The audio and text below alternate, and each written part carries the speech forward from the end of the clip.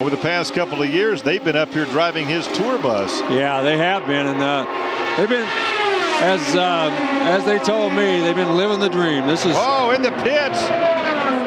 Alex Lloyd in the pit lane. Wow. That was that combination between Ganassi and the Rahal team. Now, how did that possibly happen in the pit lane?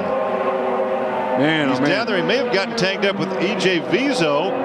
I'm not sure how that happened. Our seventh of the day. We've talked about the pit area being the most dangerous place at the racetrack, and there's an example of why. All those crew members down there, they're unprotected. They're not strapped in a race car. When something like that happens, they're in very serious danger. Well, of course, his mentor this season has been the two-time winner, Ari Leyendijk. He was the only driver that's won on both the oval and the road course here at Indianapolis. He won the Freedom 100 and then won a prelim to the Formula One race. So that's a distinction that he has, but we're under yellow for the 7th time this afternoon. Well, the pits are closed because we're under yellow. You can see that the car is setting backwards in the pit lane. Number 16, Alex Lloyd. And I don't know if E.J. Vizo were involved in that over there, the number 33 car. Well, we'll try to get a replay here in just a minute, but you can see that he hit the wall fairly hard. Even though you're running at a very reduced speed, you can still do some major damage. Well, here's the replay. He hit outside and then headed for the... Oh, I see. Okay. That's why he was going so fast. And there's the timing telling... That device is telling how fast they're going.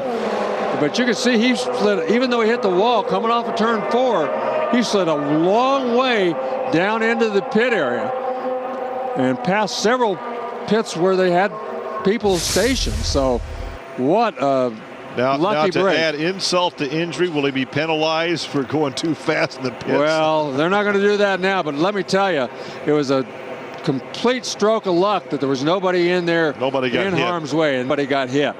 E.J. Vizo, you can see he's past his pit, and he was in the pits, I think, at that time. He was in the pits for several laps before this happened.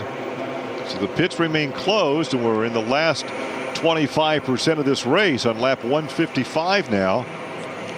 Yeah. Now watch again, Larry, because this is so frightening as to what could have happened. See, he just does the same thing a lot of guys have done. He got loose up into the wall. Everybody tries to miss him.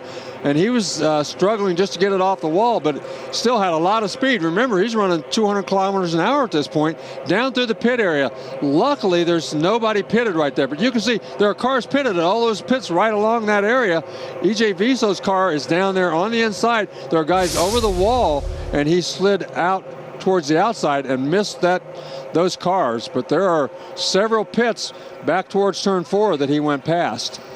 Well, once they get the pits open, we'll likely have another pit stop because the leader's been 19 laps since his last stop. A good aerial view of this massive crowd here.